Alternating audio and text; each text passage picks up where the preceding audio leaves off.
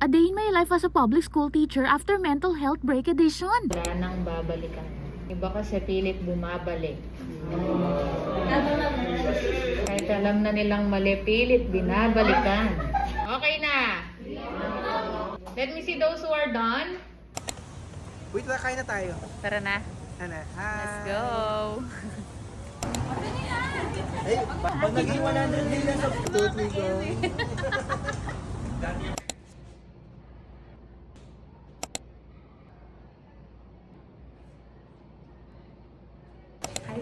Hello.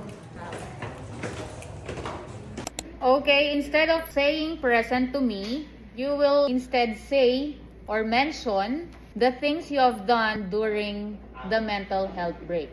Do you understand? Please keep all your things. Ano pong entry password natin tomorrow? Periodical exam should be attached. Kung wala nang questions, good day.